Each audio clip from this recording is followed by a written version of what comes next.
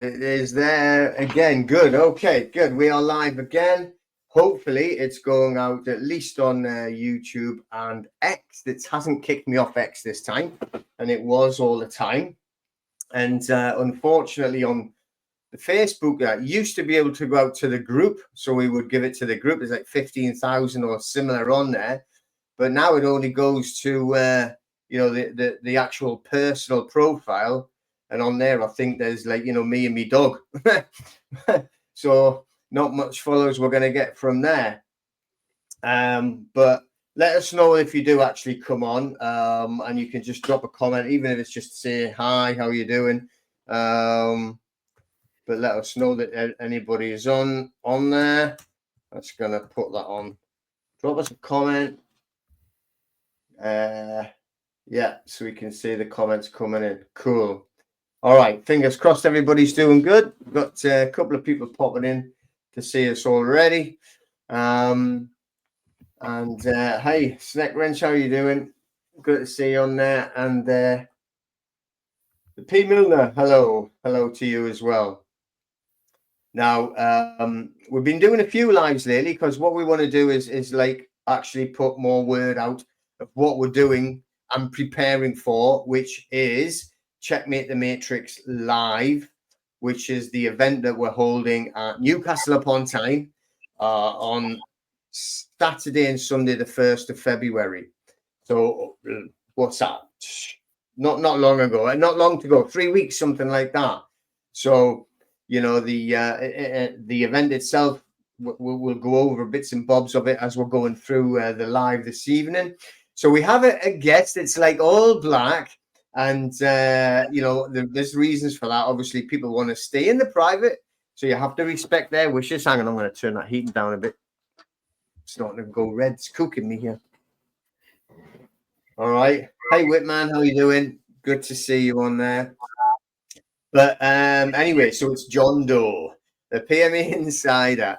But, what he's here to talk about is what he has been doing along the lines, just drop that down a little bit, along the lines of the GDPR processes that we actually share in the private group, which is our private members club that we have meetings for. And every Thursday, and obviously I share a lot anyway on the YouTube channels, and I put it out like tons and tons of stuff that I've done out there, like for free, and just showing everyone what we're doing.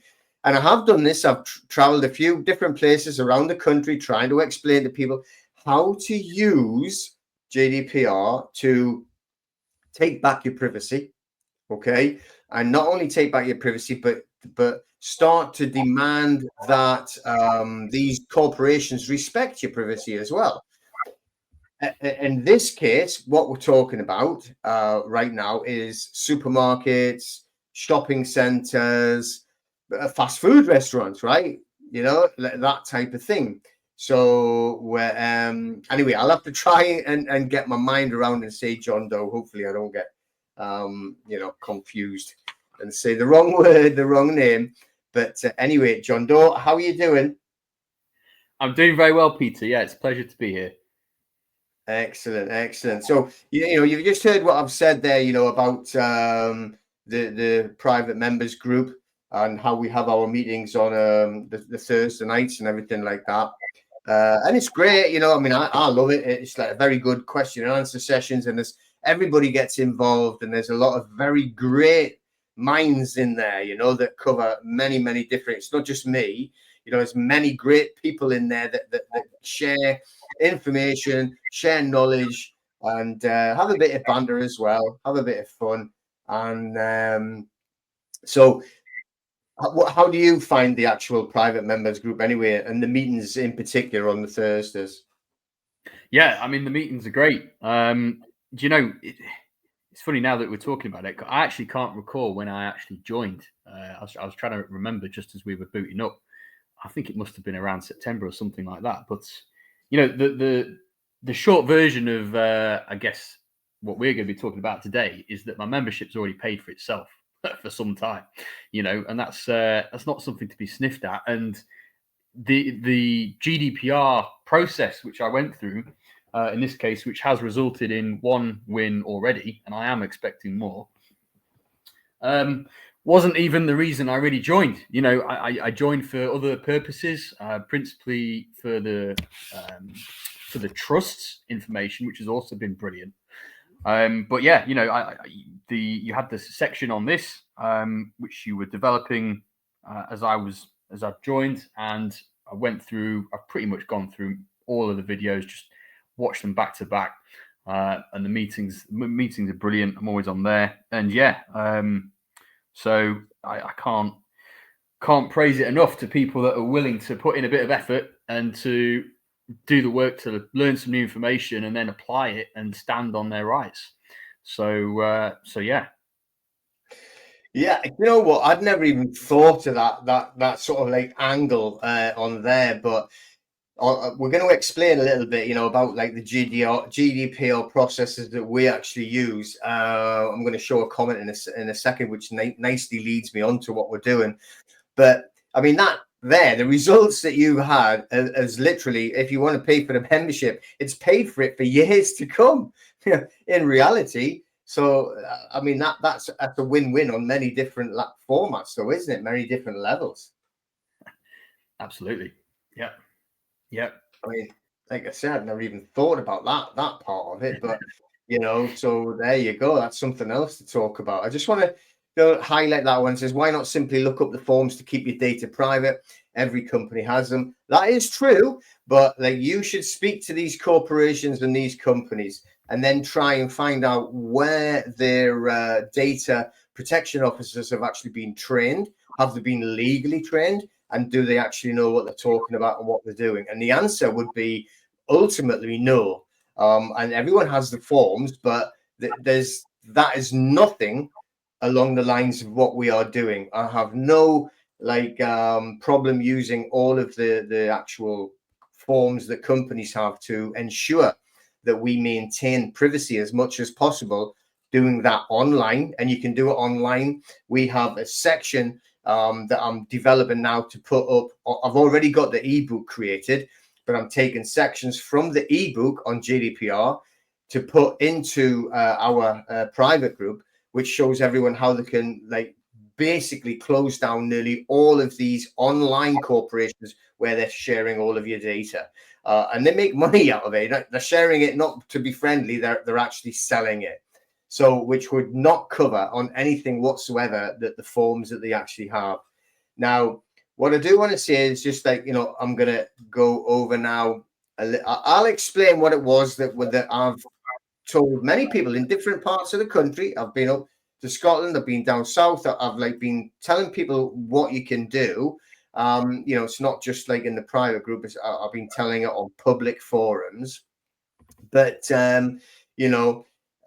what I'm going to do is explain here as well what I've said and the proof that we actually have of how this actually works. And then John Doe, is going to be going to say exactly what he did and also explain the results as well. So he can tell you what's happened. And he's not the only one, by the way. There's people up and down the country that are in our private group that are actually doing this all over the place. And there's for reasons as well why I'm doing it. It's not just to go and make you some extra cash for your pocket money, although that is a good benefit. It's a very great side benefit. So I'm well into that and well happy for that. So hi Diana, how are you doing there?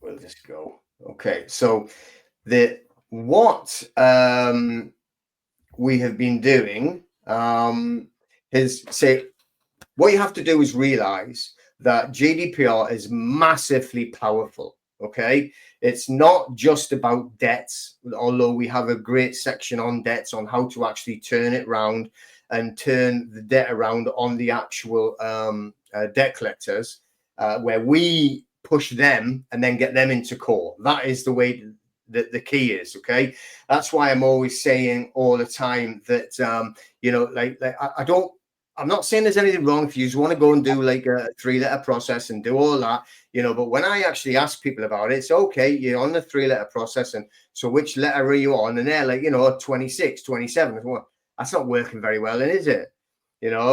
Like I see it that if you're going to do this process, it's the same way as when you're going into like a fight, a competition. You have to shut it down. You have to you have to finish it. So all the other ones that I'm seeing is like batting things away, but there's never an end, So what's the point? And if it's not closing it down completely with the coming to that there's a result that you can grab a hold of, then I can't see the point of doing it. I'd rather have it that there was like on the debt side that you can close them down and you can be a beneficiary of that as well, financially, I mean, right? But so let's have a look at what GDPR is, the General Data Public Regulation, General Data Protection Regulations, and what they were there for.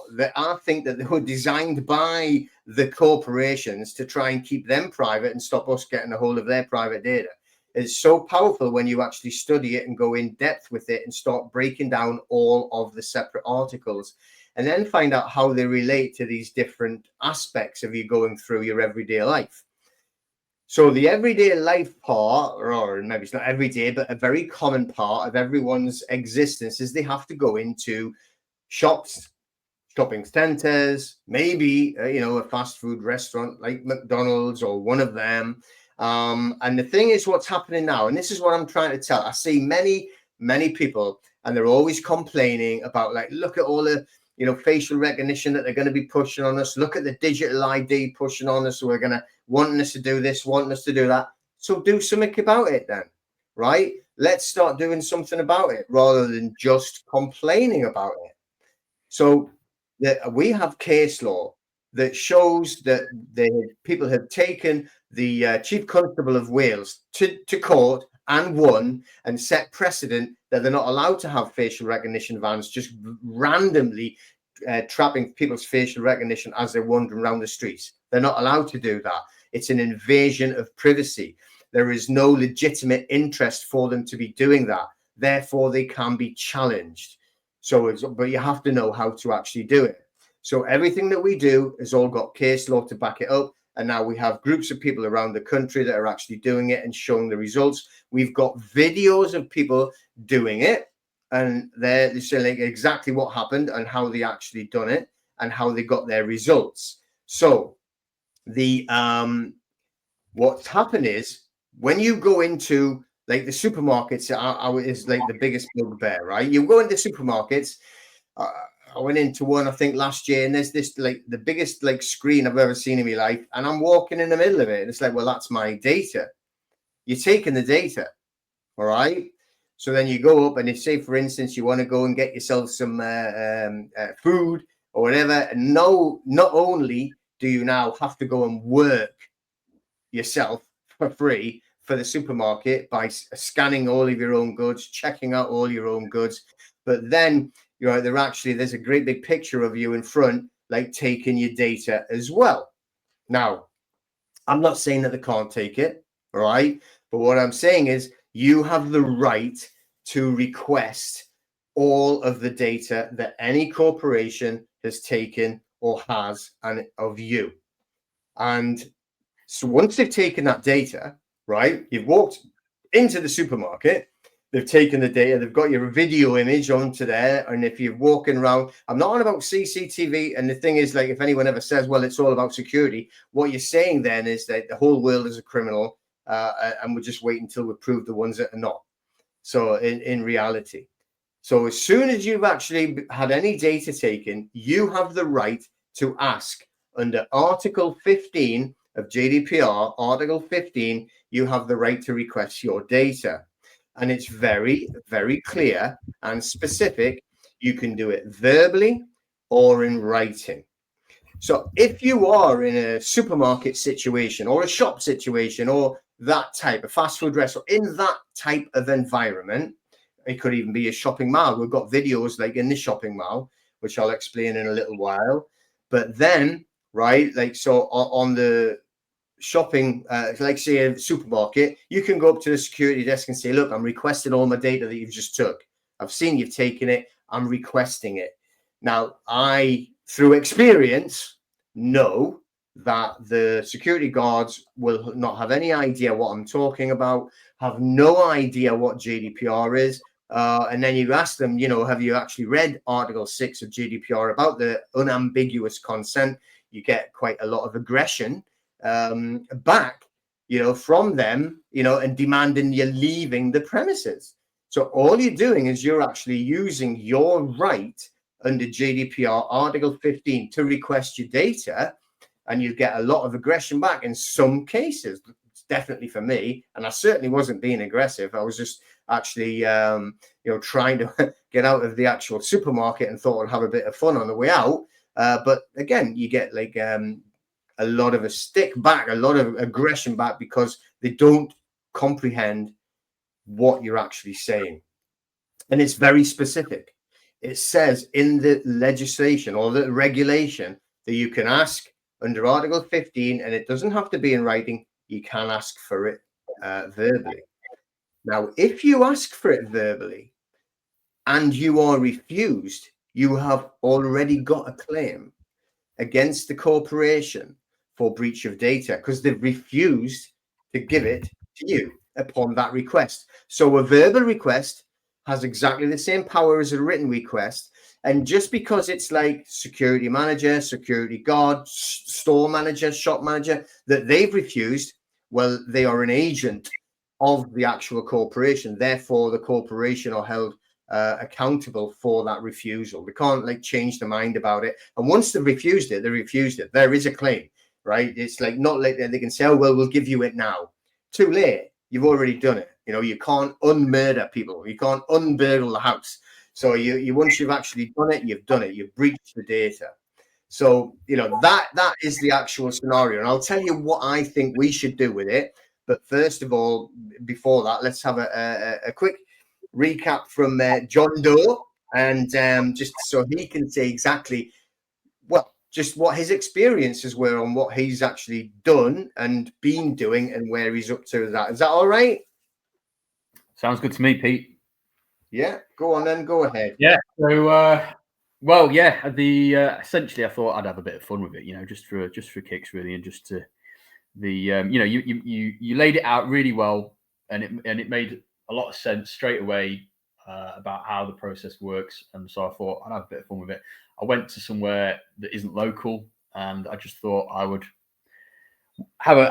pay a few visits to a few common high street establishments and make some subject access requests. And it's quite amusing actually, because you're spot on. The staff aren't trained well enough often to spot, and you don't even have to say subject access request or that you're making one.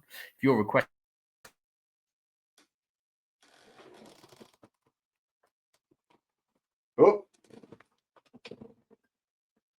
Can't hear you now. See if I can turn it up a bit. Are you still there? Let's see if I can get him back. Hopefully it's nothing to do with going on live. I went on live on TikTok as well, so we can share this story, and then it's gone off. I tell you what, John, I'm just going to remove you. Hopefully you can still hear me, and then you come back in. All right. So if I remove you and see if that comes back in, just keep trying and see if you can get your see if you can come back in. But hopefully he'll be able to actually give you. I mean, if let's see if I can get him to come in. It's spinning around there now. Hello, Pete. Oh, hello there. You're back again. I'm back. Yeah, internet dropped. Anyway, yeah. So I was just saying, you don't even have to say the word subject access request, and it still counts. So that's a little finer point there. But yeah, essentially went and made a bunch of requests. I had I got one of those little pen cameras to record the footage without anyone knowing, and then that's my material evidence of the breach. And then there's a process which the group explains, which you follow up with in writing, following up those subject access requests, making some more essentially, and then you give them 30 days to respond. And then if they don't respond compliantly in that 30 days, you have to give them another 7 days. And then if they don't respond compliantly still, you can then send a letter before claim, and after which you then have the rights to submit an N1 claim through the civil courts. So now something I learned about the Civil National Business Centre today, Pete. I don't know if you've seen this or not, but I've actually sent off my first N1 for a GDPR claim, this kind of GDPR claim with another establishment, and I've had they've delivered and signed for the N1, and there's all the supporting paperwork to go with it. But I've heard nothing, and I've been asking myself, I wonder how long it will take them to get back to me. So I googled up the Civil National Business Centre. It's quite amusing because they have 154 reviews on Google, and it's a 1.1 stars out of 5. And everyone in the comments is talking about how people have sent in claim forms 3 times and they've lost it and they've not got back to them and everything. So that I thought that was quite amusing. So essentially, for people that are thinking about doing this process, it might be worth setting it up so that you're actually aiming for the settlement instead of the N1, which makes sense. But yeah, that's another little finer point there. But anyway, so essentially with the win in question that we're focusing on today, do you know, it was actually really funny. I'll tell you a little story. So the store that I got the win from wasn't the first one that I visited. And I actually visited a number of stores within one of those indoor shopping centres where they have their own security. And evidently, because I was going around asking questions about the cameras and asking for my footage, this made a number of employees start to become alarmed. So obviously they spoke with one of the security staff, and they eventually sent this guy over, and this guy didn't know anything. I mean, really was quite hilarious. I mean, you know, he said, "I don't have a right to be asking," which is ridiculous. So I thought, anyway, well, whatever. I won't bother making a fuss here. I'll just head on to my next target. But what this security guard did, you know how these high streets and shopping centres, they have their own little comms set up, don't they, where they can all communicate. Yeah. So he'd got on the radio, and he'd obviously sent out some sort of warning about some guy asking for his data to all the local establishments. And Wow. so I left that particular shopping centre, and the store that I've had a win from, they were one of the next stores that I visited. And I literally walked in through the front doors, and I started making my way over to the desk where all the staff were. And I heard the radio go, and I heard this guy talking about me. So I walked over, and I was just like, "Oh, that was about me, wasn't it?" And they were like, "Yeah." And I was like, "Oh, okay, no worries." Yeah. Can you tell me a little bit about your camera system, please? So they obviously didn't know what the hell was going on. But anyway, I followed that up with obviously asking for a copy of the footage where I've been recorded. And they obviously said, "No, we can't do that." And so I said, "Okay, thank you very much." And then so after that day, in this particular case, I followed it up with the second SAR, the first written one, giving them 30 days. And then I sent the second, no response to either, just completely ignored. Sent the letter before claim, finally got a response. And again, there was a bit of back and forth on the emails after that point. But yeah, essentially the recent update is that the member of staff that's been dealing with me, they've sent me through a contract settlement offer, and they've basically agreed to pay out £1,000 in my back pocket to prevent it from going to court.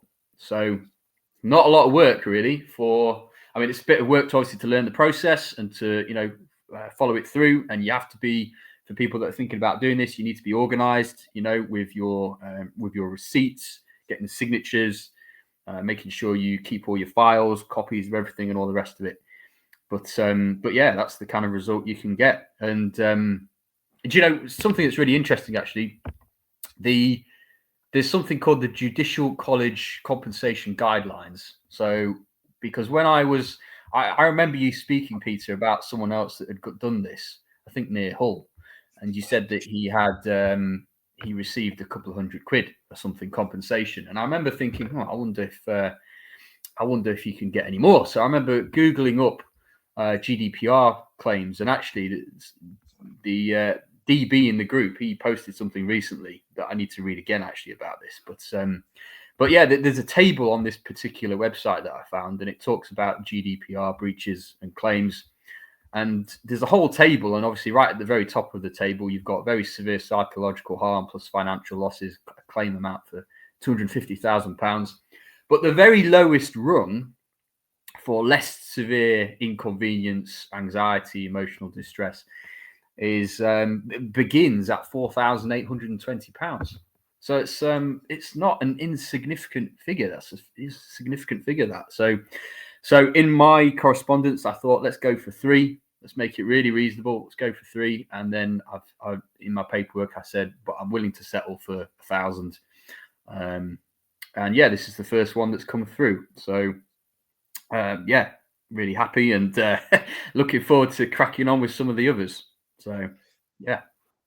Yeah, I mean that's like an awesome result, but that's very interesting for everybody that's listening, both on TikTok as well as YouTube and X. But that website that you were talking about there, that's got the levels of the compensation that you can go for these breaches of GDPR, which is your data. They're breaching your data, and it's no small matter. But the thing is, though, the corporations, like, what's just been explained there, even that would have been, was that the I don't know, what would you score? The actual shopping centre security guard, is that the one that was getting on the radio to everyone? Not an actual shop security guard, but the one that was outside in the main centre, yeah? That's correct, yeah.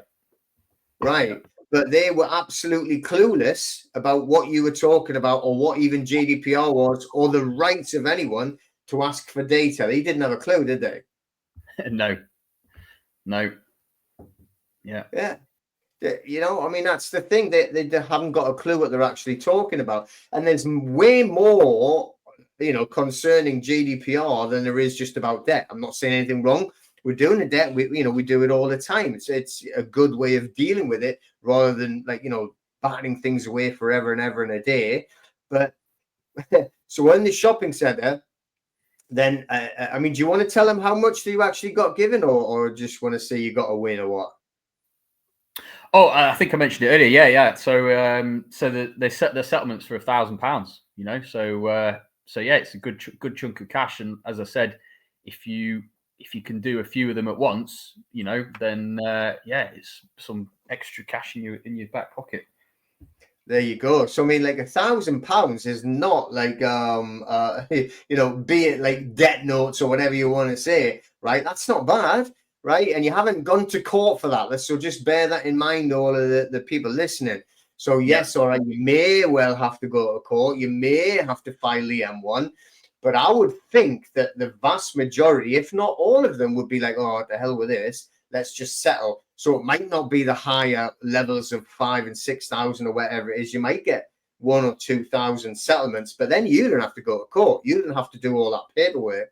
So in reality, you're getting, but it's holding them to account, though. This is the thing, right? So now we want proof of this. So we've got more proof of this. We've got the video proof. Now I'll give you an idea. This guy walked through an entire shopping center, right? An indoor shopping center where you've got all these different sections, and he went into every section. He made sure that they got it, like in every single section, that they got his face on camera.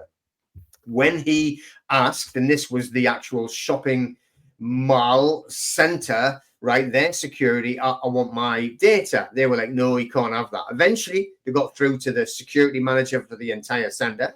And the manager said, no, there's no law that says you can ask for your data, right? So this is people running a big center. So you would think that they would have some kind of training and some education and knowledge on something that's vitally important. They are the security, and the manager of the security section didn't know what it was. So refused point blank to this guy. We've got it on video, right? So not only did he get financial compensation, right, just so you know, because he was requesting his data, as soon as he refused, he had it on camera, right? He was videoing it secretly. He just walked off. He didn't cause a fuss. He didn't try to get into conflab or into a confrontation. He just left. So he wrote to the head office, right? And from there saying, look, you know, they refused. We have video data. We can prove it to you. So he was showing, right, the evidence there to give to us of the video of him walking through every single section in that huge super, like whatever it's called, not supermarket, but shopping mall, indoor shopping center. So all the different sections. Now, remember, under GDPR, they're not allowed to go willy-nilly showing everyone's faces. So somebody had to go through the pain of blocking out everybody else's faces on this video, so only this guy's face could be seen. Okay. Plus he got compensation, and he got the video, all the video, he got it. So, you know, just so you know. But now here we go. We've got like another one, a private group member, and we've got a few private group members are doing this around different parts of the country, going into supermarkets, going into other types of shops, not just shopping centers, and just saying, look, you know, you've took my data. I need to see a copy of that data.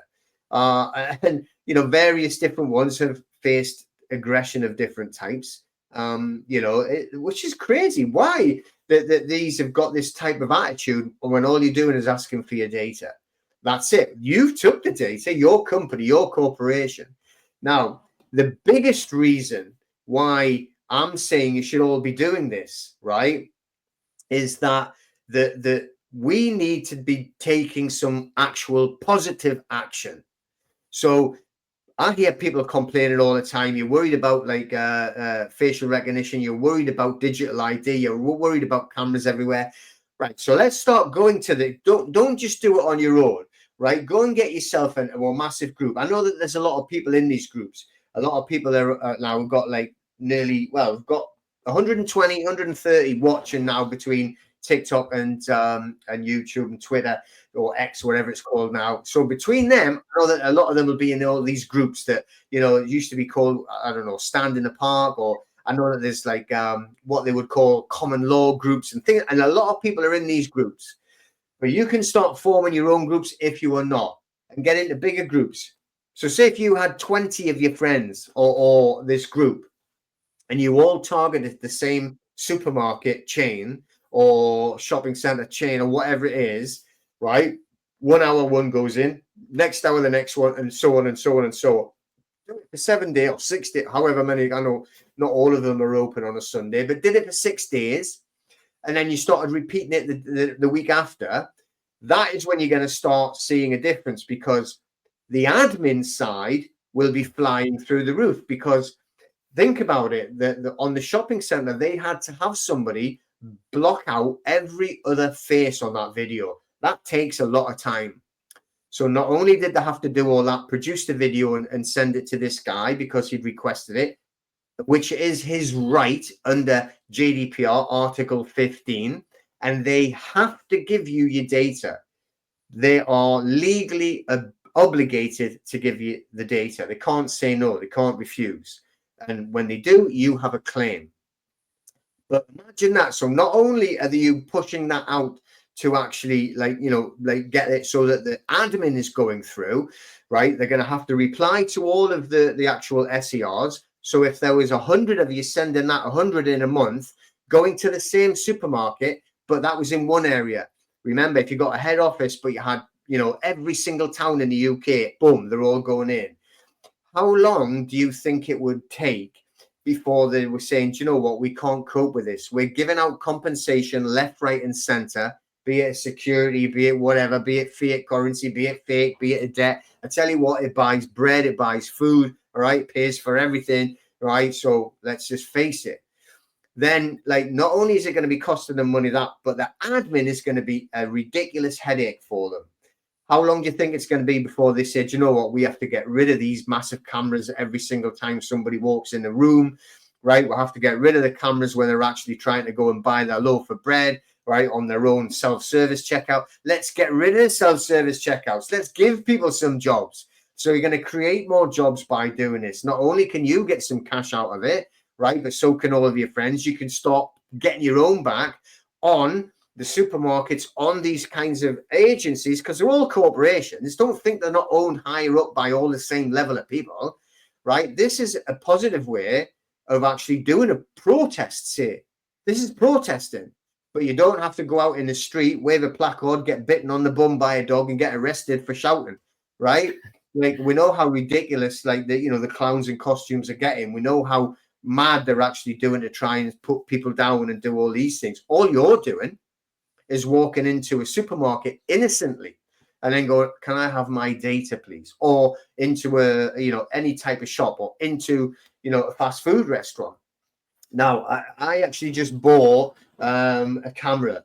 I used to have a body cam, right? But, through certain altercations, shall we say, it got broke, was flying through the air, made a very good video, but not for anyone else to watch. But it looked quite funny. So I decided best not use that one or have like that type of camera anymore. So I've got this tiny little one. Honestly, it's like that's a what do you call them things you plug in your computer? USB. There you go. So it's half the size of that. It's half the size. It just clips on there. It would look like that, right? It would look like that. You can have that on your button. It would look like the size of your button, actually. Yeah. And it's got perfect audio and everything like that. So you don't need to be walking in. I can't show you my phone because I've got another one here now. Right. So, there's my phone, I'm videoing you, and, because that kind of can make a confrontation, can't it?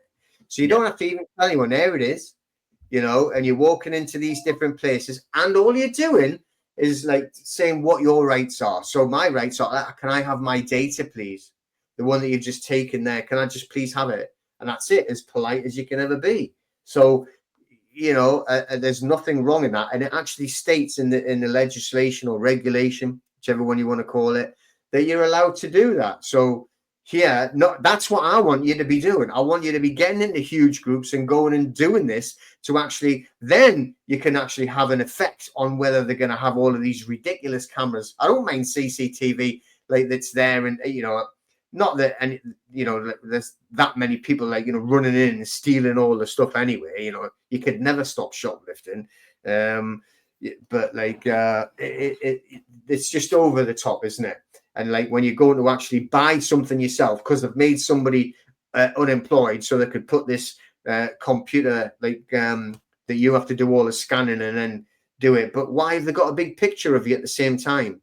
Because it's all data getting collected. Not only are they collecting your data, right? And then the stupid thing is, and I know that you do it, a lot of people do it, and they say, oh, do you want a percentage off? You can just join our club and you get a card. All you got to do is give us all your data. Oh, no, that's not what they say. Just fill that in. Just give us, like name and address on there, and everything's fine. You get a little percentage off, and you all join their club, and they're collecting all this data all the time.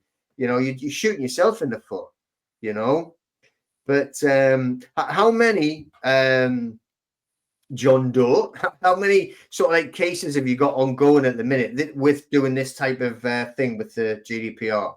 Yeah, no, it's a good question. Yeah, I don't have the exact figure to hand because there are still a couple where I need to re-review exactly what stage I'm at, what's been said, and then figure out how I'm going to pursue it next. But it's at least another 6 from that one, Saturday morning or whatever it was. So yeah, it's the just to your point that you made earlier. I think actually that certainly in my case, quite a few of them seem to be quite resistant to settle, and they're really sort of digging their heels in and saying we haven't done anything wrong. You don't have any sort of claim, whatever. You don't have. There's no. This situation doesn't warrant any financial compensation, in spite of the fact that the people that are saying this to me are often also acknowledging fault in writing. They're acknowledging that the Oh, and he's gone up again. Until he comes back in, I'll just, because I had a bit of a discussion, with him about this, and why it was is the I can't remember which, but I probably shouldn't say the names anyway. But one of the corporations, which is somewhere where you can actually go in and get some dodgy food from, like in a fast food restaurant place type. There used to be a bit of clowns, and they had wrote a case law, right, and sent it to John Doe to say, oh no, look, it says here that you're not allowed to ask for compensation. But that case law was so specific, right, that it was something like you weren't allowed to ask for it because somebody sent the wrong email to you. That was basically what it was. Whereas we're actually got video proof, or not, when I say we, I mean, John did, that they said point blank, no, you can't have that. Are you back here? Or is it still I lost you there again. Yes, I don't know why that happened. Yeah, but yeah, essentially yes, and yeah, you're spot on. But yeah, they're saying that there's no justification for any compensation whatsoever, even though they're acknowledging fault. And actually, in multiple cases, they're also saying things like, "We have fed back to the store in question, and we've passed this on," or even in one case, we're going to train our staff. So, in other words, your corporation has benefited from this matter, but you're still not willing to. So yeah, I'm going to be chasing them up, and I'm fairly certain that it will be leading to more wins. But I mean, obviously, like, you've got to do a bit of research. So, like, the that particular case law that they sent to you, we just did a bit of research, and you could see straight away they were just trying to fob you off, and it was like so ridiculous, like, like such a narrow instance, whereas like they had point blank refused to give you your data. That's right. Yeah. So, and actually, that particular case is I'm expecting them to settle as well very shortly, based on the last email that I received. But they've basically said that their lawyer is unwell at the moment, so they're taking a period of absence. So they've requested that I don't yet make the claim. So I've been lenient. I've said, all right, have a bit more time there. Interesting. So just want to answer this question here. So John Richards saying, what happens if they did show other people's faces? Well, if they did that, John, and they sent a video to the guy who'd asked for the data, everybody's face that was on that video would then have a breach to actually claim for against that company. So they had to hide every other single face that was in there, and what's Dorian's question? So the fact that they have CCTV in Tesco, Aldi, blah, blah, blah, plus using a credit or debit card, you can ask for that data. Yes. Yeah, absolutely. Your data is your data. You have the right under Article 15 of GDPR to ask for your data, You say that's treading on the toes of AI. These companies are pushing AI. That's a big fight to come. Well, and that's why we have to be on the ball, right, to actually be dealing with this, and I think there was another statement of Jeff there. Frightened off a debt collector using your method, do you think we can use this method to claim compensation? Do you mean they were clearly lying to you?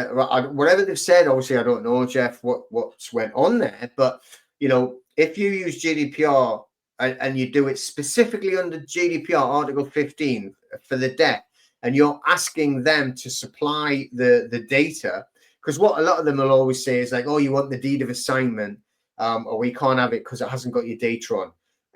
Come on, right? Really? So, like, I mean, how would they know it was your debt? That's just like saying, we've got this bit of paper, it's got nobody's data on, but we're going to pick on you because you look like you can pay. So here, there's a debt notice, right? Of course, it's got your bloody data on, but it doesn't exist as the actual essence of it. If they had a legally executed deed of assignment, you wouldn't be able to argue with them. They would show it, you'd have to shut up and then pay them. But they haven't got it, so they come up with all these most ridiculous like excuses. But on yours, yeah, probably, but you'd need to be a bit more specific about what it is that you're actually saying, And you're asking where you buy those cameras. I actually just bought mine online today. It was actually on the TikTok. It was you lot, right? And it came up, tiny little camera. So I actually just bought, I thought, well, that would be good. Like the other one was like about, I don't know, maybe about the size of that. I'm like, can you see that? And so it's like sitting on here. And obviously, like I said, you know, when it comes into certain situations, it got hit, it was flying through the air, you know, and not the best. But the one I got, sorry, the one I got off Amazon, literally, I think it was like 28 quid. And it's not the best, it's not the most reliable of things, but, you know, it does the job, you know. Yeah, little pen camera. That's it. Yeah. Nothing fancy. I mean, I think this one I've just got about 20 odd quid as well, you know, next to nothing. You know, but I haven't got the name of the camera. I've literally just did it today, so you know, I ain't got a clue. But it was on the TikTok shop, and I just thought, well, that look good. And then it's, you know, I mean, hopefully it comes and everything's fine, you know. But if you go on to Amazon, or John's just said there as well, I'll bet you get one. Do you know the make of yours, John, that you got? It was some weird Chinese name. I think there's like a dozen of them. They all look the same. They're all the same picture and everything, but yeah, different names. I mean, you know, there's actually quite a few different ones that you can get, but you know, if you where's Dorian got that one? Where is it? Chester Market. If you're near Chester, pop in there. There's a spy shop. You can go and all become spies. You know, so that should be good fun. You know, yeah. So I don't know what's happening with Michael Jackson. Is that he's coming back alive? Is he going to pop up with all of these drones? Maybe he's flying over your house and jump out, and you know, there's Michael Jackson. But that Bob Love thing, I think that's one I used. But it was just too well. I'm not saying it was too big, but for the situation that actually happened, you know, it was just like a little bit bulky and flew through the air into the someone else's garden, blah blah blah.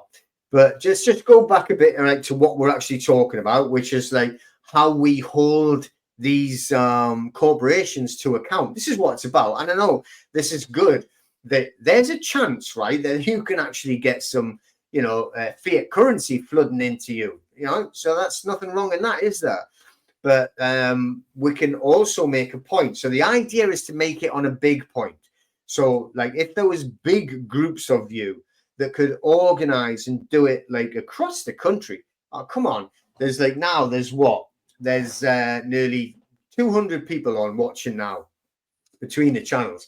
Right, out of them, I know a lot of you have got contacts and you're in these groups, or you know someone who's in these groups, that you could easily be like contacting thousands of people now, right up and down the country, and all be doing something like this. You can all get a bit of cash out of it, but you could start to turn the tables on the corporations that are just like thinking that they can willy-nilly just walk in and get all of your data. You can't walk down the street without getting tons of video data done of you. You can't walk into the shop without getting all the video taken of you. Yeah, so this is how to actually do it. This is, you know, there's a lot of people there that you know, you can actually go and organize this and start to put pressure on them. That's a way to do it. Then you're going to be fighting positively against facial recognition, going against digital ID and that type of thing, because this is how you fight back. All right. And that's why that we did it. And now obviously we've got more, but at least here John Doe is telling you exactly what he's done. And he showed me the evidence, by the way. I've seen the video evidence of it, and I've seen, like, you know, like what's been going on, and the notices that are coming through from some of the shops that are trying to hinder, you know, and how we've actually battered it back again using case law, using GDPR, using the regulations. We're not making anything up. We're only using their rules, not our rules. I didn't make it up. I didn't say anything, right? We just read the regulations, read the legislation, and repeat it to them with what they are supposed to do, you know. So that's the good thing, right? So there's someone else says question. Let's read that one out. If they have to disclose by legal, if they are recording us from signs, etc., does that mean that they must display signs of what they're doing with the data? Do you know what? That is the thing, right? I don't know if they have to. I'd have to look at that specifically. In fact, you know what? I'm going to write that down. That's good question. Yeah. All right. So, like, So I have to check that. Give me a second. That's a very good question. I like that. That makes me go and do some stuff. So have they got to show you the date, what they're doing with the data? Show what doing with data. Cool. I'll check that out, and I will let everybody know next time we come on. But isn't that a good question? So the thing is, though, right, and under the GDPR, if you actually look under Section 6, there's more than one part of it, but it states there they have to have unambiguous consent. So what that means is they can't go and take all that data, right? Because everybody says the same, and you'll say, oh, look, you walked into the shop. And when you walked into the shop, you agreed because you want to be in the shop. Therefore, you're kind of like subconsciously giving them consent. I agree. I get that part. However, it's got to be unambiguous. So that's why that's such a good question, because what are they doing with that data? So what have you agreed to then?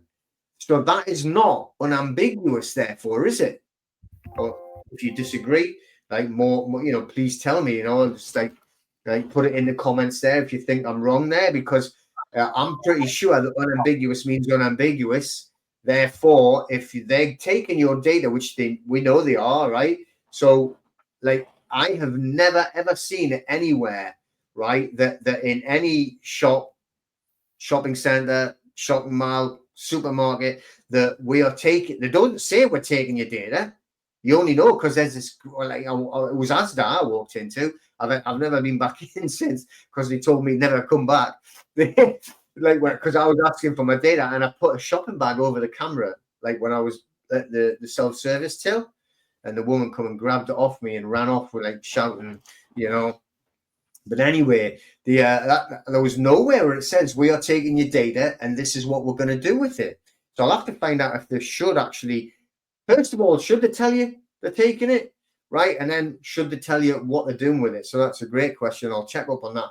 But absolutely nowhere I've seen it. But it does, you know, apart from like, you know it because you're walking in, looking at yourself, thinking, "There I am. I'm not lost," you know. But they don't tell you that they're doing it, and they don't tell you what they're going to do with that data.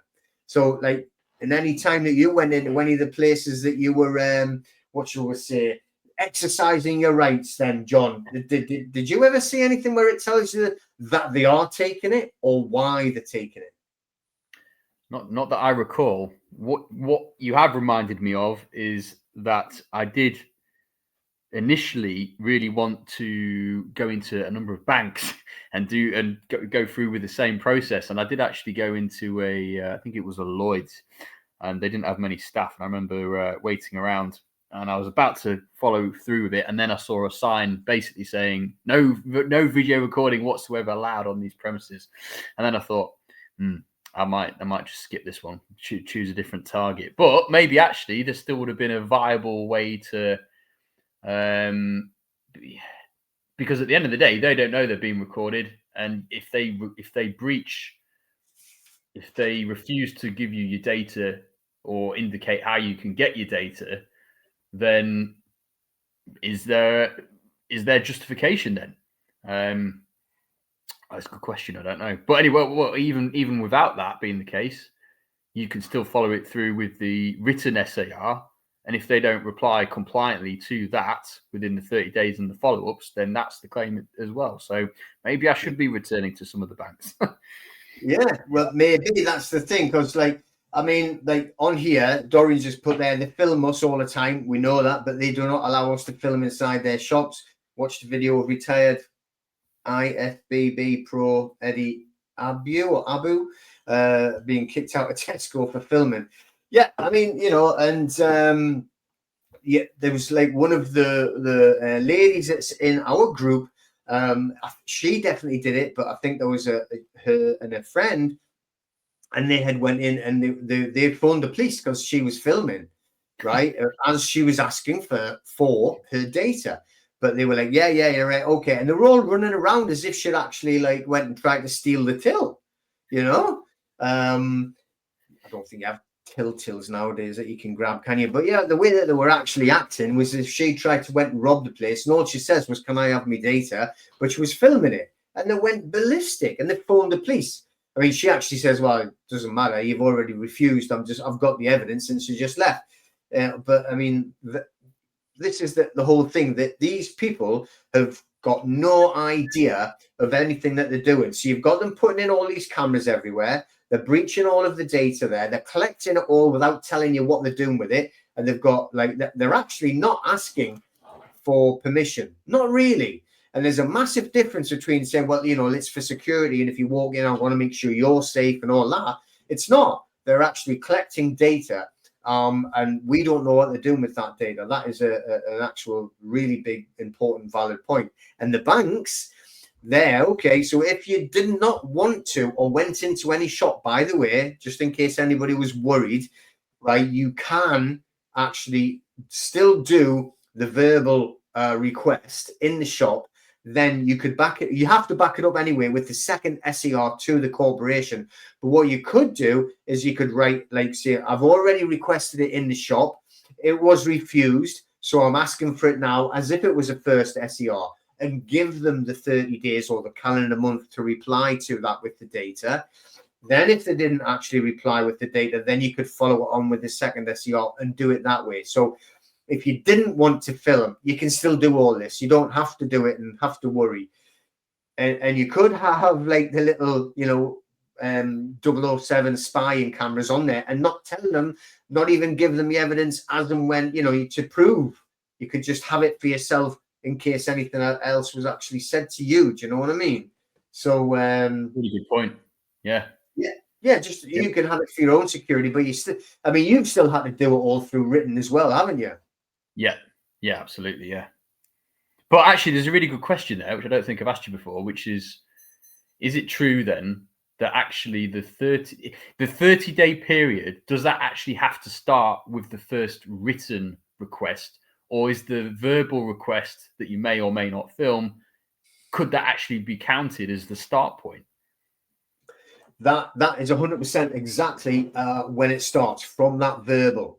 But that's what I'm saying to people. A little bit of a get out clause. You could just say it was starting from when you wrote in. So I mean, I wouldn't be like panicking or not panicking. That's not the right way. I wouldn't be trying to be too aggressive and say, "Oh no, you've missed it by 5 days," because I had verbally said it first. You know, I would just, like, do it even a month from when you actually write in, even if you've actually done the first one verbally anyway. Do you know what I mean? Does that make sense?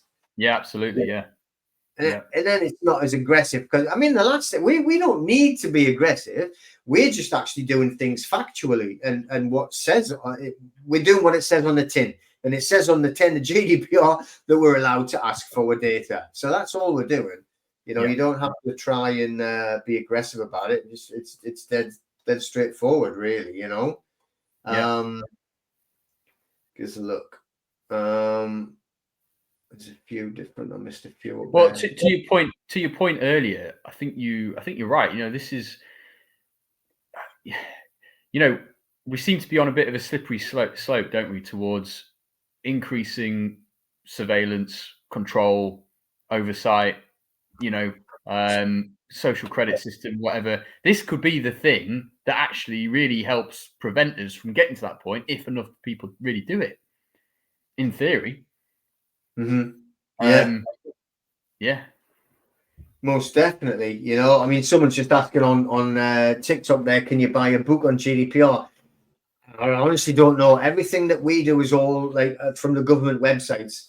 You know, we get it all from the government websites, GDPR websites. So I'm not really, I don't know if there's a book on it. I'm not 100%. I don't think I've ever seen a book on GDPR. But there's definitely plenty of information on the government websites, you know, so you can do that easily. Maybe it's talking about your book, Peter. Yeah, well, I've got a book on GDPR, an ebook, and it's like I've got two. We got so big, I had to split it in two. You know, one of them was mainly on debt, and then the other one was on everything else. You know, so yeah, you can definitely get that book. I'm trying hard to actually get it available for everybody. You know, there's a lot of questions flying up on TikTok as well. I'll try and get some more of them questions on TikTok. I wasn't ignoring TikToky people. Let's have a look. So what we've got us on here is, can we request our data from the government? 100% you can. Of course you can. You know, any department that you want, and they have to follow it through for you as well. What does that say? If business means you can contact people with legitimate interest, that could apply to business. What's that mean? In business to business, it means you can contact people with legitimate interest. Well, you can. Yeah, I agree. So you can do that. Yeah. Not really sure what you mean by that, but yeah, if you got a legitimate interest, that's what I'm saying. We're not telling them they can't take the data, but you are allowed to ask for it. And when they refuse to give you it, that's when this all kicks in, you know. Yeah, and that's all good. If they do, some of them have that. I'm going to make sure that now, you know, I go in and have a look to see if it actually says that. But the other point that, you know, Goodison was stating was, are they actually telling you what they're doing with it? Which is more important, isn't it? You know, they treat you as though you're the one in wrong. They're beyond uneducated and completely indoctrinated to the point of being ignorant. Yes, they are absolutely. You know, and that's helps our claims. You what? Sorry. Yeah, sorry. Which helps our claim at the end of the day. That in reality, that makes the job that much easier, because when you've got that type of level of arrogance and ignorance, and it's like, oh, you're stupid. Like, what on earth are you asking me this nonsense for? You know, it actually makes it a lot easier for us to then go and do the claim. Because as soon as they refuse, we've already won a claim. We don't have to worry about, oh, are we going to win or not? It's when are we going to get the actual payback for that? You know, so it's even better. You know, it's great when, because people always reply, send in, like on TikTok a lot. When I'm saying send an SAR and to the debt collector specifically, it is on TikTok. I talk about that, and they're saying, "Oh, well, I have," and they haven't replied, and I'm going, "Great." They're going, "What do you mean? You've already got a claim. You've won." You know, I mean, I am not trying to prove if you owe a debt. I am not trying to say, you know, where did you get the money from? Where's the accountant? I'm not doing that route.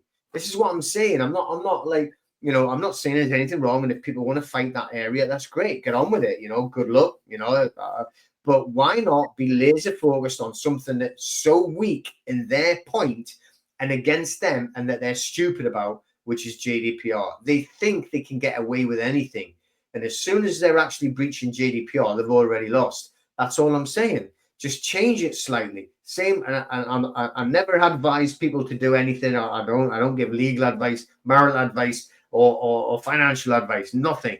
I'm just telling you everything from personal experience, and that's it. Nothing else. All right. But you know, when you're fighting them in this way, it makes it easier to change. So the same with the council tax. Don't go and start challenging them saying, "Oh, I'm not obligated." I mean, you can do what you want. I couldn't care less. But why not change it and say, "Well, I'll tell you what, I want all my data then. And I want to see all of these things that you're saying are there, like the liability order that came from a court. I want to see it then, right? I want to see all the backup paperwork and all the documentation that made that and created it." And they haven't got it because they didn't do it. Right? So that's where it fails. Well, so what happens when they can't give it to you? It's already a breach. Therefore, you can claim against it. So if it's council tax, right, as in the liability order, you can fight and win. If it's a debt and they haven't got the legally executed deed of assignment, you can fight and win. If it's the way that, you know, like John Doe's been going into these shopping venues, and does it even, I mean, some of them have been actually quite polite. I'll ask you that question in a minute. But, you know, either way, then you proceed and say, right, now we're going to do the written one to the head office because they were polite. They gave me the actual head office address to write to, blah, blah, blah. Because that also has happened, isn't it, John? It has, yes. There have been a few that have been certainly a bit more polite. And, well, actually, you've just reminded me of one which I'd forgotten about, which was, yeah, after the initial notices and finally someone from main office did start contacting me by email, this person clearly took GDPR very seriously, and they asked me to confirm a number of things that happened in the timeline, which I did. And then I can't remember their exact words, but their reply kind of indicated to me that I'd probably be hearing from them again fairly soon, probably with a settlement. And I've only just remembered this case, and I've actually not heard anything back from them since. So I might have to chase that one. But yeah, there's certainly been some which seem to have responded a little bit more compliance and understanding of the significance of what I'm saying and what I'm relying on. Yeah.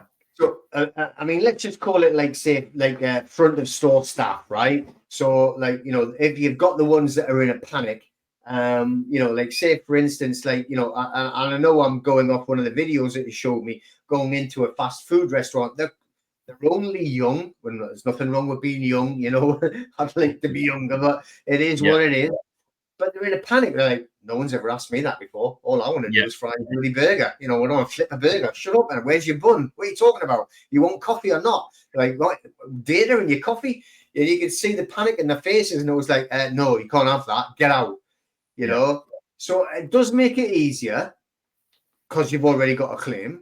And it makes it even easier again when the actual shop that's behind it, the name behind it, the corporation, say, oh, no, that didn't happen. And you've got video evidence, you know. So that's like a little bit handier rather than just, like, you know, like what you've just said there when you were talking about they were going to retrain the staff in the actual store.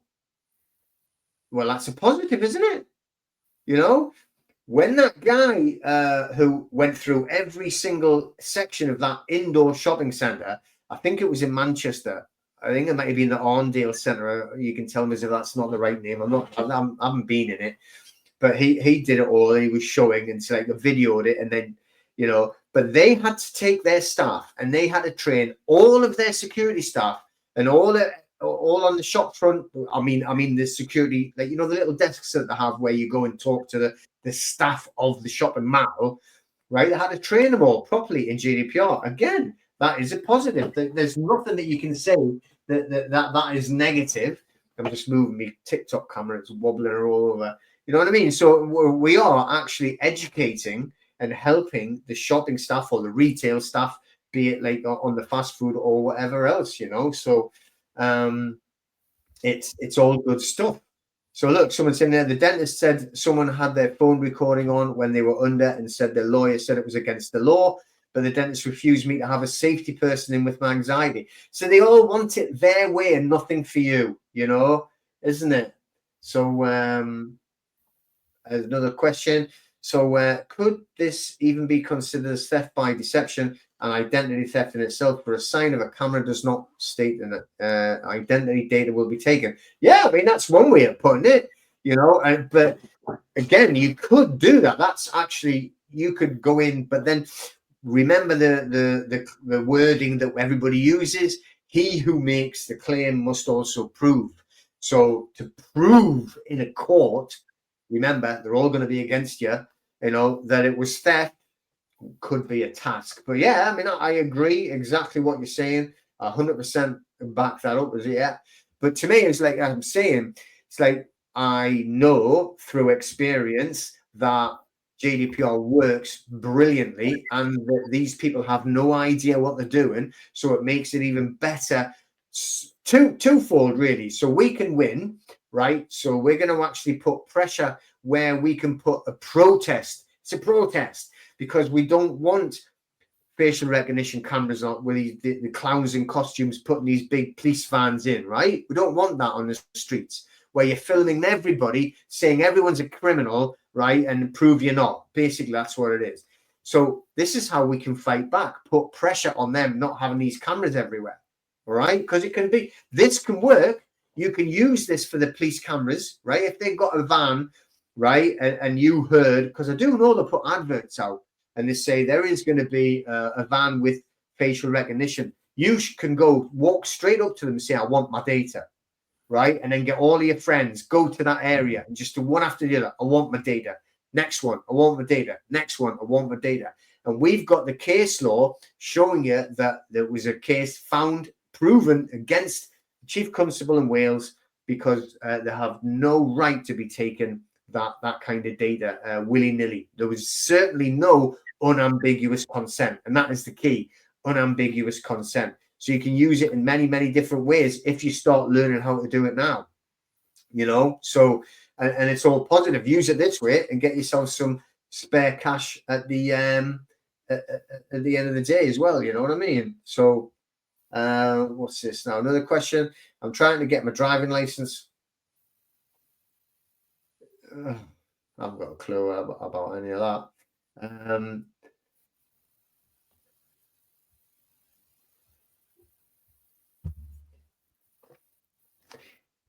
What's that? I've been in marketing for 20 years, implementing GDPR for the company I worked for, and it was a pain in the bottom. But then I realised that it was for our benefit. Thank you.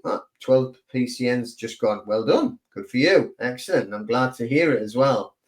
And another one. Oh, this hasn't worked there. Put that one up there. Is there anything we could get on paper and printed so when we enter one of their shops, we ask the manager and hand it to them? Words don't sync, as you both discussed. Yeah, I mean, you could actually, you could actually write out an SER yourself, and have it there and say, well, look, this is a subject access request. I'm going to give it to you, So you could do that. That's easy enough done. You could do that. Simple, Yeah, for sure. Not a problem.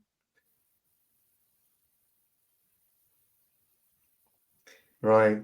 So again, see, you've sent an SER or DSO, whatever you want to call it, and over to the DVLA asking for information, and they said no. Well, that's a breach, so you should just follow that up. So you send up the next SER, the number 2. So you send the first SER, which gives them a month, and then if they haven't responded with full compliance, you send the second one, right? And you say, look, now we're going to give you a further 7 days to respond with compliance. Then if you don't do that, I mean, you have to put them into a place where you're going to take them to court. That's, and if you're worried about doing that, then don't start the process, right? I mean, I'm not saying that you will end up in court, but you have to be looking as if you are ready to do that so that there can be a settlement and then you do get your data. Because if they've got the data and they're processing it, right, they have to give you it,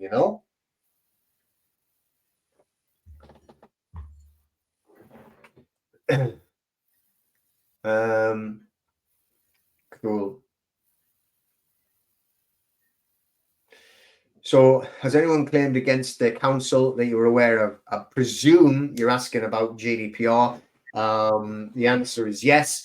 And I know, not mine, but I know people who have been successful that have told me. But, so I'm doing it slightly different to them, right? Because I'm doing it specifically for a reason. And we're in the middle of a number of cases now where they are not supplying the data, i.e., what was this liability order? Where was it? How was it backed up? Where's the paperwork for it? So yeah, and I will obviously be telling everybody as and when we actually have the results come through for that. Someone else has sent a DSO of a DCF for council tax and multiple notices of disputes, trying to refute every claim. I'm a waste of my time doing this. I'm not trying to say that anyone's wasting their time doing a different method or anything like that. I don't want to be like that. Everyone has to do what they want to do, but what I'm saying is, I'm not right there. You go. So you've sent multiple notices and disputes, trying to refute everything. But what did you get back? Has it been successful? Have they done anything? Right. So I would say if that was me, I would just forget it. And then I would say, well, I'll tell you what, I'm going to try doing GDPR now. So I'm going to send an SCR, something very specific to the council and hold them to account under GDPR legislation or regulation, whatever we want to call it, and try doing it that way rather than putting in. I've seen hundreds and hundreds of different notices that people send to the councils. My obligation, and I haven't got an obligation. Prove my obligation, and here's like the Bill of Rights from 1688 tells you in there that I don't have to pay council tax. All that stuff, I've seen it all. But I'm just saying GDPR definitely works. Okay. So I won with the council over these solar panels that had no proof of any contract or agreement. Scaffold gone. They're taking the panels away this week. No court needed. Going after them. Awesome. So you got them to take solar panels down from somewhere else. SCR, yeah. Cool.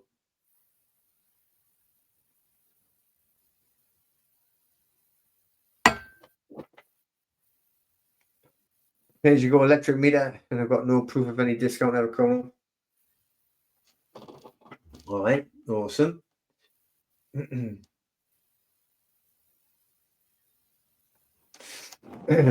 Please include this after your first SCR. Once they send you a copy of a warrant or liability order that is not on the court headed paper without a court seal or just or JP signature, County Court Act.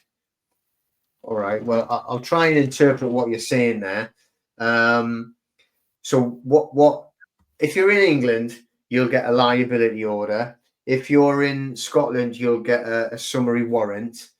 So with the SCR, what happens is if once you've got that, the liability order or the summary warrant, we send off the SCR asking specifically, how was that created? Where is it? We need to see the court paperwork and when the backup court paperwork, and also the actual legally executed summary warrant or the legally executed liability order, which must have, as you say, where is it? Yeah, court seal and a signature, whoever that would be of, you know. And the strange thing is that they never ever have them. So, you know, and that's how we can, you know, start putting pressure on. So once they actually don't give you that, this is the thing. So you're talking about that summary warrant, or in Scotland it's called a summary warrant, or the liability order in England and Wales. Then once they haven't supplied that, that's a breach. So we're not arguing, is there a warrant? We're not arguing, we're saying, well, show us it then. And they can't, right? So we're not saying to them, oh, we need to fight you about are we obligated? Where's the obligation? Blah, blah, blah. We're not bothering with that. It's the same with the debt. We don't argue about the debt. I don't care if it's there. I'm not going to argue the venue. I'm not going to argue the debt. I'm not going to argue the law. I'm just telling you, I want my deed of assignment, or I want my summary warrant, or I want my liability order. And or in the case of, you know, what we're talking about tonight with John, I want my data. You just took a photograph of me or a video of me when I've walked in, and when they refuse or they can't give it and can't do it, that is the breach. Now, here's the key. Okay, so just everybody, if there was anything you're going to listen to for the whole time, this is it. Get ready. Make sure you got this part. The reason why there's a breach. Why is there a breach? It isn't just concealment because they're not showing you with it. All right. The wording that we're looking for is there is no legitimate interest. Now, someone mentioned that word or that term before, legitimate interest. Okay. But once they have no liability order, once they have no summary warrant, once they have no deed, what do you call it, deed of assignment, or right in the case where like John was doing it and the point blank refute on there's no legitimate interest. I'm going to move on to car parking now, right? And I'm going to show you how to actually like smash them with car parking as well. Okay. And it's the same thing. It's just, and it's like, kind of like turning the tables on them and how to use GDPR against them as well, you know, and how to get a bit of revenge on them, if anything. Do you know what I mean? And if there's no legitimate interest, then they shouldn't be using your data. They shouldn't be processing your data. So if there's a debt collector that hasn't got a deed of assignment, that's a breach. They've got no legitimate interest. If the council and the debt collector, that's a double one. You should be sending an SCR to the council and the debt collectors at the same time. Because there is no liability order, a legally executed liability order, they can say, there it is, take it, right? Because there isn't, that means there's no legitimate interest. Therefore, they cannot be processing your data, okay? So on all of them, and that is what it all breaks down. So it's not just about concealment. Oh, you did not give me it. There's no legitimate interest, and they can't prove it. They cannot prove the legitimate interest. And we've got case law coming out of our ears, by the way.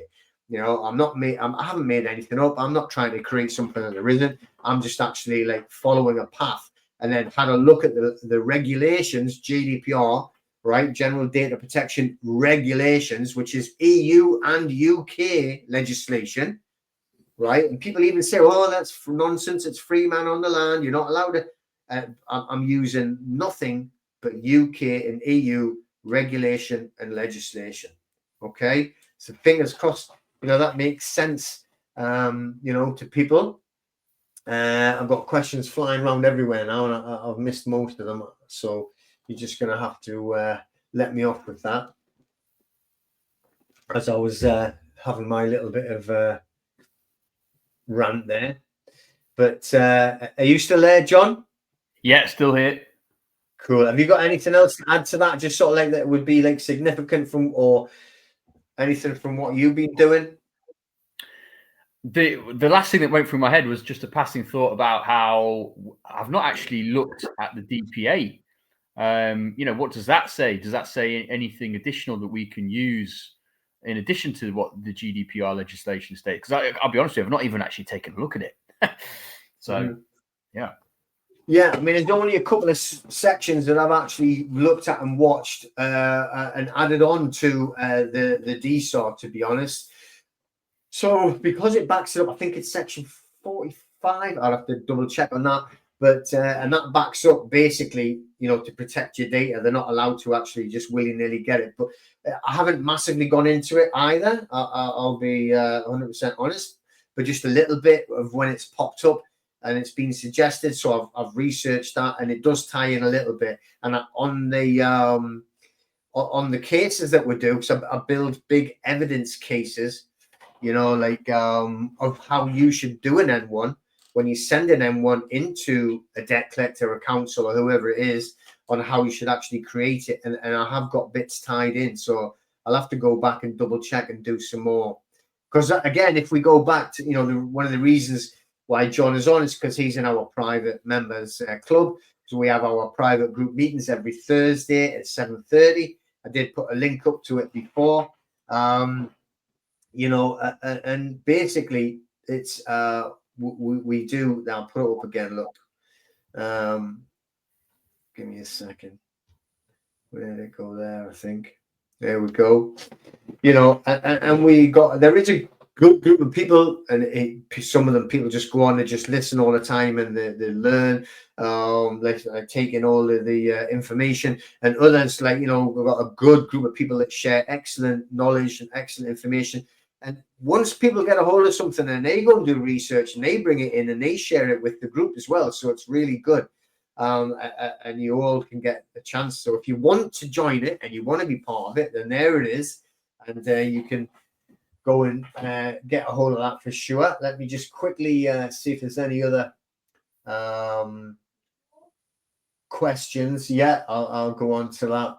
Let me have a look. You what? Sorry. Oh well. All right. So this is they always tell you you're not obligated. They always say that we don't have to show you the deed of assignment. It's great. I love it. As soon as you do that, going yay! Right? You've already won. And they come up with ridiculous things like, I mean, how can they say which hasn't got your data on? Well, how would you know it was my debt then? I mean, in reality, it's just so stupid. I've seen them say, no, it's a private. What do they say? A private debt sale. I've never heard anything as daft in my life, a private debt sale, hang on, I'll just have to match up this thing on TikTok, or it knocks me off there. I did it. A little jigsaw piece you got to do after you've been talking for a while. But yeah, so let's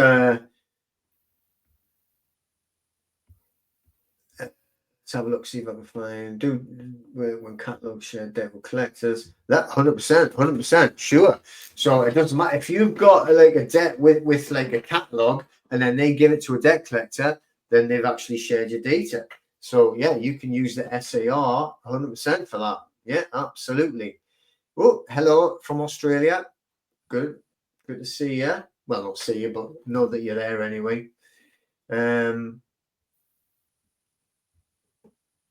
Let's have a look.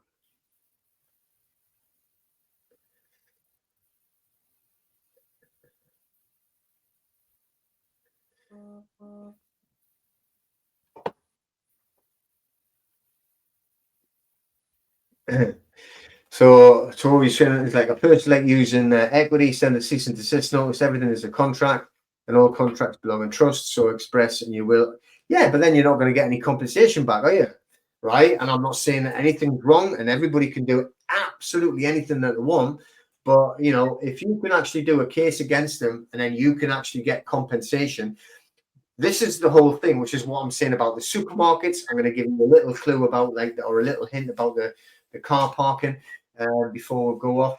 But I mean, it's to make them pay back. It's to make it hurt. So if we can actually give the supermarkets and the shopping malls a headache, right, by like not only admin, because they're all having to do like, you know, tons and tons of admin work to get everybody's SER replied to, but can't do it in time. They're getting compensation that they have to pay out. It hurts them, right? Now, debt collectors, their job is to lie, steal, and cheat and take money off of anybody that doesn't deserve to have it taken off them. So if we can actually turn it around to them, use GDPR against them, which is a very, very effective tool when you do it correctly, right? And if you go to, well, if you're watching this, you're on my YouTube channel, go and have a look at the playlist on debt. All the SER templates are there for free. I don't want to make any money of it. Go and get it there.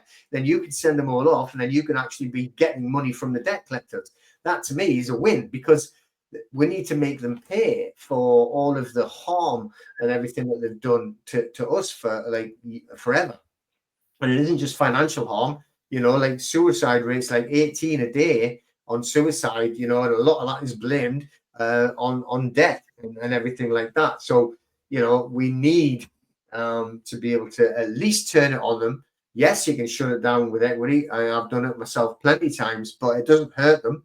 It doesn't, I mean, like, haven't actually bought the debt. You know, when that 10 grand they said, it's not theirs, right? It's non-existent anyway. We know there's no money. We know equity, you know, it just balances the books. And that when you sign the actual application form for a debt, be it that or a mortgage, credit cards, all the same, you create the finance, you create the credit with your signature. It didn't exist before that. We know all that. But if we use that against them, we're not going to get anywhere financially. We're not going to make it hurt them. So if we can actually make them pay compensation out, that is going to pay them off. That's the way I think it's better. So we have to make them start paying out instead of us paying them, you know. But everybody can do whatever they want, and I am not telling anyone what to do or giving advice or anything. So everyone can do exactly what they want. Now, the thing is, what we're saying about like the car parks.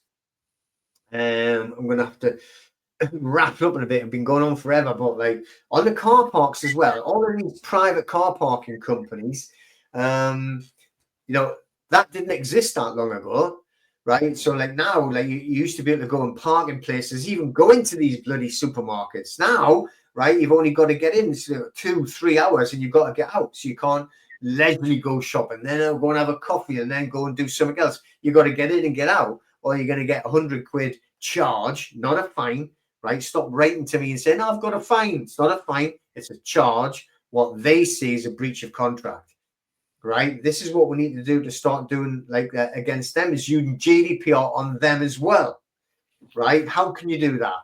Well, the same thing as with your friends, your big groups, right? Instead of walking into the supermarkets and asking for your data, what you can do is you can drive into the car park, drive around and come back out again. You don't even need to stop in it, right? You don't need to take a parking space. 2 points, I have to say. First of all, they've took your data. As soon as you go in, they took an image. When you're leaving, they've took an image. So what do they not have? What do they not have that they've taken that data for, right? Can you tell me that, John? Would it be legitimate interest again? 100%. 100%. I haven't got a legitimate interest. Why? Why would they not? Do you know why? Is it the consent, or is it the... Oh, it's because you've not parked there. It's because you've not stayed there, right? And used the service. You haven't used the service. Yeah. So you haven't partaken of the service. So because you haven't partaken of the service, right, then there's no legitimate interest for them to actually have your data. There's no legitimate interest. And that's the key to everything, is the legitimate interest. But here's the key. Here's what we can do. So we can drive into the car park, drive around. We don't park in it. We leave straight away. We know that they've taken, and make sure you make the time. You know the time, the date, and everything. You can write to that company and you can request your data, right? So, I mean, just what you say, Yeah. my car is this, I went in at this time, I left that time, I need that data. Okay, now same thing, they've got like the calendar month to reply. If they haven't replied in that calendar month, then you know you're going to send the second one, and that's a breach because they're not supplying you with the data. Now, if you did it, if I did it, just me and you, more than likely they're going to reply dead quickly. It's not going to be a problem. But like I was saying before, go into the supermarkets with all of your groups, right? If you could get every single, let's call them common law groups, right, in the country. And I know that there's common law meetings every week, and there must be literally hundreds of thousands in every town all over the country, right? Do you agree, John? Yeah, absolutely. So can you imagine if we all picked one car parking company and you got everybody to go to that car parking company, drive in, drive out. It's only going to take you a few minutes out of your day. Then you write an SER to them and they get 100,000 SERs in that 1 month or 1 week. And then you do it the next week, and then you do it the next week, and then you do, right? That is going to have an effect on them. That's going to make them stop bleeding because where they're going to have to be paying compensation out. All right. But it gives us that little bit kickback for what they've been doing, which is absolutely disgusting, you know, for so many years. I mean, they use the lowest of the low for the actual debt collectors. I'm not saying any debt collectors are nice. They are not. They're all disgusting. They're all liars. They're all cheats. They're all thieves. But not only that, right? But the way that they act when it's for a parking charge, 2 minutes over and it's 100 quid. And then like the threats and the disgusting attitude, and then you appeal and they go, no. Well, why have you got an appeal like service or an appeal process if you're just going to know straight away? And it's disgusting. So that's how you can actually start using it against them as well. That's what I think people need to be doing and need to start working together instead of working against each other. And too many, you know what I mean? There's all of these corporations are against man and woman. You would think that if there was these common law or whatever you want to call them groups, they should be acting together, not all fighting each other. It's nuts. Yeah, have you seen any of that though, John? Have you? Like instead of them working together, they're actually working against each other.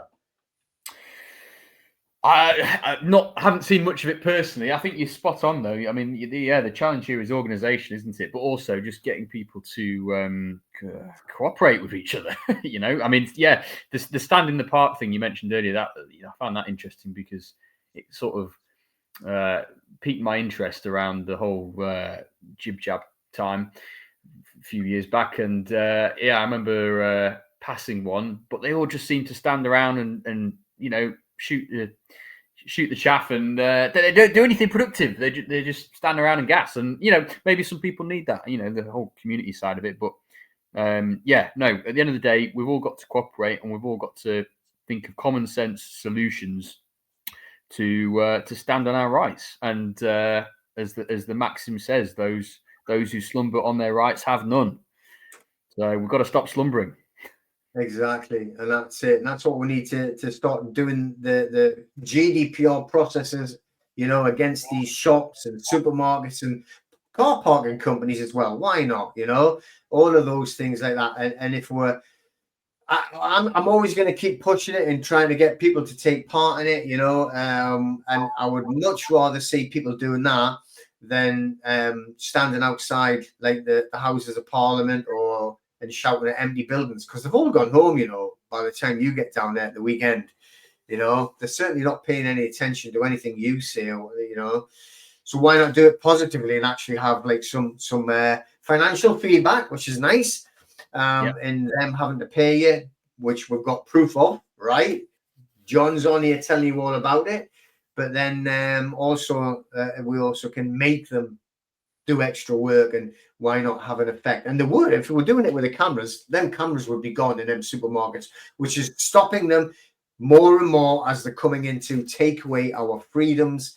And you know, that is the way to start pushing back for the digital ID, all the cameras, your 15-minute cities, all of that, right? This is a good way of trying to actually fight back.